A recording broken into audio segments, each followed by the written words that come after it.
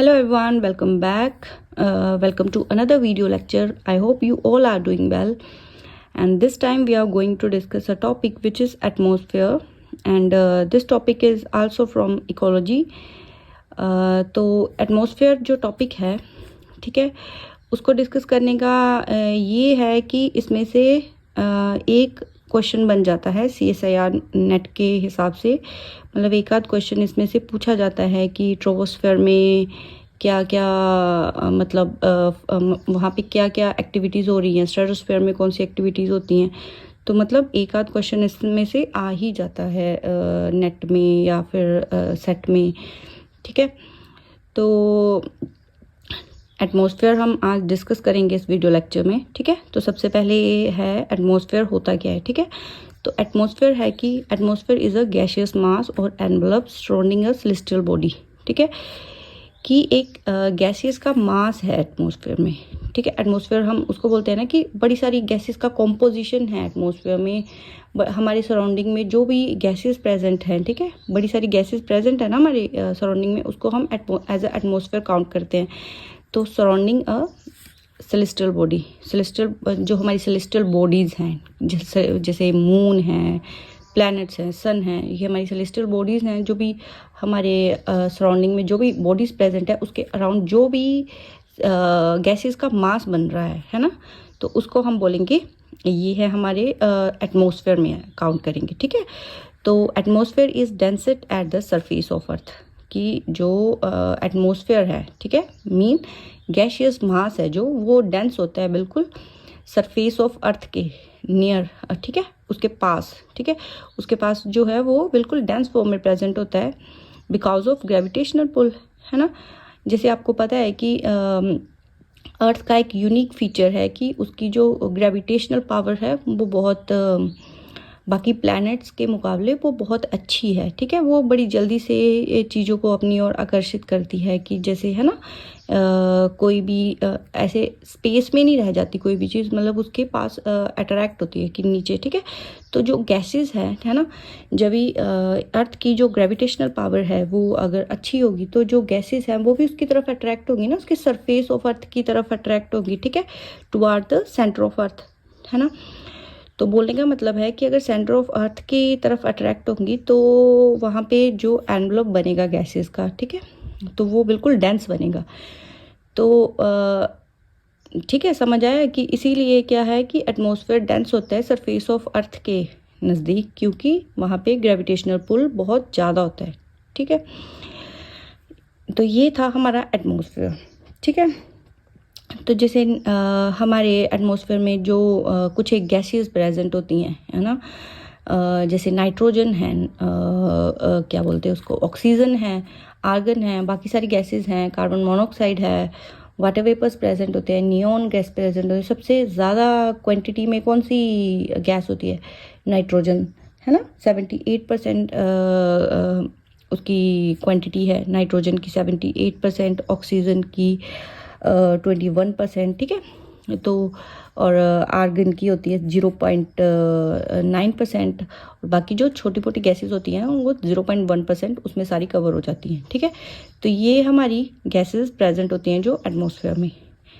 तो ये था एटमॉस्फेयर का इंट्रोडक्शन, ठीक है। गैसियस मास होता है, और गैसियस मास जो होता है वो सरफेस ऑफ अर्थ के पास बहुत ही डेंस फॉर्म में प्रेजेंट होता है, क्योंकि वहाँ पे ग्रेविटेशनल पुल सबसे ज़्यादा प्रेजेंट होता है, ठीक है। तो इतना सा समझ आया। उसके बाद है कि जो हमारा एटमॉस्फेयर है वो 4 लेयर्स में डिवाइड है, ठीक है। ट्रोपोस्फेयर, स्ट्रेटोस्फेयर, मीजोस्फेयर, थर्मोस्फेयर, ठीक है, ये मेन लेयर्स हैं, ठीक है। 4 मेन लेयर्स है। आयनोस्फेयर होता है जो थर्मोस्फेयर के बाद में आता है, ठीक है। तो सबसे पहले है जैसे ट्रोपोस्फेयर, ठीक है। सपोज करो ये है सरफेस ऑफ अर्थ, ये है first layer troposphere, stratosphere,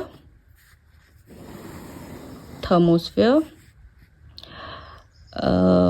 sorry mesosphere, troposphere, stratosphere, mesosphere, और ये सबसे लास्ट में थर्मोस्फेयर, ठीक है। तो जो ट्रोपोस्फेयर है, ठीक है, ट्रोपोस्फेयर में क्या होता है कि more than 80% of mass of atmosphere, ठीक है, उसमें जो भी एटमॉस्फेयर का मास ऑफ एटमॉस्फेयर है वो 80% प्रेजेंट होता है, 80% से ज़्यादा ही प्रेजेंट, सब क्योंकि सबसे ज़्यादा गैसेस ही जो हैं वो ट्रोपोस्फेयर में प्रेजेंट होती है, क्योंकि वो अर्थ के बिल्कुल नज़दीक है। नज़दीक का मतलब कि वहाँ पे ग्रेविटेशनल पुल सबसे ज़्यादा होगा, तो सबसे ज़्यादा एटमॉस्फेरिक मास कहाँ प्रेजेंट होगा? ट्रोपोस्फेयर में, ठीक है। Virtually all of the water vapours, cloud, precipitation occur in the troposphere. बोलने का मतलब है कि जो भी क्लाउड्स बनते हैं हमारे, ठीक है, जो भी वेदर सिस्टम बनता है हमारे एटमॉस्फेयर में, वो कहाँ पे बनता है? वो बनता है ट्रोपोस्फेयर में, ठीक है। तो जो भी ये सब चीज़ें होती हैं वो ट्रोपोस्फेयर में प्रेजेंट होती है, ठीक है। तो from the poles 5 to 6% and while the equator it is about 18%। मतलब जैसे ये है हमारा अर्थ, यहाँ पे इतना स्पेस जो है 5 to 6 किलोमीटर का स्पेस कवर करता है, क्या बोलते हैं हम, 5 to 6 किलो पोल्स पे, ठीक है। और यहाँ पे इक्वेटर सेंटर में होता है, तो यहाँ पे 18 किलोमीटर का डिस्टेंस कवर करता है, ऐसे करके होता है, ठीक है। ऐसे नॉर्मली जनरली हम देखें तो हम कैसे करते हैं कि ये सारे इवनली है ना, इवन फॉर्म में प्रेजेंट, कि मतलब यहाँ पे भी जितनी ट्रोपोस्फेयर लेयर का डिस्टेंस यहाँ पे जितना होगा, अगर यहाँ पे पोल्स पे तो उतना ही इक्वेटर पे होगा, पर ऐसा नहीं होता है, ठीक है। पोल्स पे होता है 5.6%, यहाँ पे 18 किलोमीटर, ठीक है, 5 to 6 किलोमीटर पोल्स पे और 18 किलोमीटर है वो इक्वेटर पे, इतना डिस्टेंस में ट्रोपोस्फेयर प्रेजेंट होती है, ठीक है। तो ये था ट्रोपोस्फेयर का। और क्या होता है ट्रोपोस्फेयर में? क्या होता है कि temperature typically decrease at 5 to 7 degree Celsius पर किलोमीटर, ठीक है। जैसे जैसे हम ट्रोपोस्फेयर में ऊपर जाते जाएंगे ना, कि जैसे हम इधर मूव करते जाएंगे ऊपर को, तो 5 to 7 डिग्री सेल्सियस पर किलोमीटर जो है वो टेम्परेचर डिक्रीज करने स्टार्ट करता है, मतलब हमें ठंडी लगने स्टार्ट हो जाती है उस ट्रोपोस्फेयर से जैसे जैसे हम ऊपर की तरफ जाते हैं, ठीक है। तो ये था ट्रोपोस्फेयर। आई होप इतना सा समझ आया होगा, ठीक है। और एक बात, जैसे ट्रोपोस्फेयर में क्यों ऐसा होता है कि जैसे ये है सन, ठीक है, तो यहाँ पे ग्रीन हाउस गैस कैसे काम करती है, ग्रीन हाउस इफेक्ट कैसे काम करता है, ठीक है। ये अर्थ है ना, यहाँ से सोलर रेडिएशन आई, ठीक है, यहाँ से स्ट्राइक बैक हुई और चली गई पीछे, है ना, सोलर रेडिएशन यहाँ से रिफ्लेक्ट होगी, ठीक है। तो मतलब जो हार्मफुल जो गैसेस थी, जो सोलर रेडिएशन सन से आ रही हैं, वो फिर से वापस कहाँ जा रही हैं? एटमॉस्फेयर में, ठीक है। तो क्या होता है कि उस प्रोसेस को, जब सोलर रेडिएशन रिफ्लेक्ट बैक होती है एटमॉस्फेयर में, उस प्रोसेस को हम बोलते हैं ग्रीन हाउस इफेक्ट, ठीक है। तो वो हम अलग से डिस्कस करेंगे। फिलहाल हम ट्रोपोस्फेयर के बारे में और ये जो बाकी लेयर्स हैं उसके बारे में ठीक से डिस्कस करेंगे, ठीक है। तो नेक्स्ट जैसे लेयर है हमारी स्ट्रेटोस्फेयर। तो स्ट्रेटोस्फेयर लेयर है वो एक्सटेंड करती है कितने kilometre? 50 kilometre, up to 50 kilometre, ठीक है। This layer extend up to 50 kilometre. और एक यहाँ पे एक बहुत इम्पोर्टेंट पॉइंट है कि ये यहाँ इसमें क्या है, थिन लेयर प्रेजेंट होती है। Thin layer of ozone is present at height of 15 to 30 kilometre, ठीक है। तो 15 से 30 किलोमीटर तक, ठीक है, ये स्ट्रेटोस्फेयर है। यहाँ से 15 से 30 किलोमीटर जब हम जाएंगे तो यहाँ पे ओजोन लेयर मतलब हमें दिखना स्टार्ट हो जाती है, ठीक है। तो ओजोन लेयर यहाँ पे स्टार्ट हो जाती है दिखना, ठीक है। इसका सबसे मेन पॉइंट है कि हमें ओजोन लेयर ओजोन जो लेयर है हमें किस एटमॉस्फेरिक लेयर में देखने को मिलती है, तो इसका आंसर होगा स्ट्रेटोस्फेयर में, ठीक है। और हाँ, एक बात होती है कि जो हमारे जो हमारे प्लेन्स हैं, ठीक है, तो जो प्लेन है वो कौन सी लेयर में ट्रैवल करते हैं? वो यहाँ मतलब ट्रोपोस्फेयर और स्ट्रेटोस्फेयर के बिल्कुल मिडिल, यहाँ ट्रोपोस्फेयर में ही लगा लो कि ट्रोपोस्फेयर में वो फ्लाई करते हैं जेट्स, ठीक है। और ये फ्लाई करने का एक और रीज़न होता है कि यहाँ पे हमारी ट्रोपोस्फेयर में जेट स्ट्रीम्स बन रही होती हैं, ठीक है। जेट स्ट्रीम्स होती है मतलब एक प्रकार की वो हवा होती है कि, है ना, क्लाउड्स जैसा हवा जैसी होती है कि यहाँ पे बन रही होती है जेट स्ट्रीम, जो हमारी जो प्लेन्स है उनके ट्रैवल को ईजी बनाता है, ठीक है। हमारी फ्यूल की कंजप्शन को बचाता है जेट स्ट्रीम्स। तो उसके वो हमारी ट्रोपोस्फेयर में फॉर्म्स होती हैं। और जो जेट हमारे एयरप्लेन जो ट्रैवल करते हैं वो कहाँ, किस लेयर में, ट्रोपोस्फेयर में, ठीक है। जेट स्ट्रीम्स बन रही होती हैं, वो हेल्प कर रही होती हैं प्लेन को मूव करने के लिए, मतलब एक प्रकार की हवा बोल सकते हैं। मतलब वो एक बहुत ट्रिकी कंसेप्ट है, वो कभी और डिस्कस करेंगे। बस इतना याद रखना है कि जेट स्ट्रीम्स बनती हैं यहाँ पे, जो हमारे प्लेन को फ्लो करने में हेल्प करते हैं, स्पीड अप करने में हेल्प करते हैं, जिसकी वजह जो हमारा फ्यूल है प्लेन्स का वो सेव होता है, ठीक है। तो ये था हमारा स्ट्रेटोस्फेयर का। और यहाँ पे एक और बहुत इम्पॉर्टेंट चीज़ दी हुई है कि ट्रोपोस्फेयर और स्ट्रेटोस्फेयर है वो दोनों 99.9% of the mass of atmosphere को फॉर्म करते हैं, ठीक है। तो इतना सा समझ आया सबको। तो नेक्स्ट है मीजोस्फेयर, ठीक है। थर्ड लेयर है हमारी एटमॉस्फेयर की, मीजोस्फेयर, ठीक है। तो बस इतना याद रख लो कि जैसे जैसे हम ऊपर जा रहे हैं ना, तो हमारा टेम्परेचर क्या कर रहा है, डिक्रीज। हमें कोल्ड फील स्टार्ट होने लग रही है ना, कोल्ड फील हो रहा है हमें कि ठंड लगनी स्टार्ट हो रही है, टेम्परेचर डिक्रीज कर रहा है। तो नेक्स्ट है मीजोस्फेयर, ठीक है। 50 किलोमीटर से ऊपर स्ट्रेटोस्फेयर के बाद स्टार्ट हो जाती है मीजोस्फेयर अबव द सर, और 85 किलोमीटर तक जाती है मीजोस्फेयर। टेम्परेचर गेट कोल्डर, ठीक है। टेम्परेचर और जो मतलब इसमें जो एयर है, एयर क्वालिटी कैसी थिन हो जाएगी, एयर है ना, बड़ी एयर क्वालिटी थिन, मतलब बोलेंगे मतलब कि हवा बड़ी तेज़ चलती होती है। यहाँ पे ऑक्सीजन की कमी होती है, ऑक्सीजन की कमी तो यहाँ भी होती है ना, स्ट्रेटोस्फेयर में भी होती है। ट्रोपोस्फेयर की जब अप मोस्ट लेयर होती है, जहाँ पे देखो यहाँ पे ट्रोपोस्फेयर और स्ट्रेटोस्फेयर मिल रहे होते हैं ना, यहाँ पे है ना, इसको बोलते हैं ट्रोपोपोज, ठीक है। तो यहाँ पे भी हमें क्या ऑक्सीजन की डेफिशिएंसी देखने को मिलती है। तो जैसे जो माउंटेनियर्स होते हैं वो अपने साथ क्या कैरी करते हैं, जब भी वो क्लाइंबिंग पे जाते हैं तो अपने साथ कैरी करते हैं ऑक्सीजन सिलेंडर, जिसकी वजह से वो ब्रीदिंग उनके लिए इजी हो जाती है, ठीक है।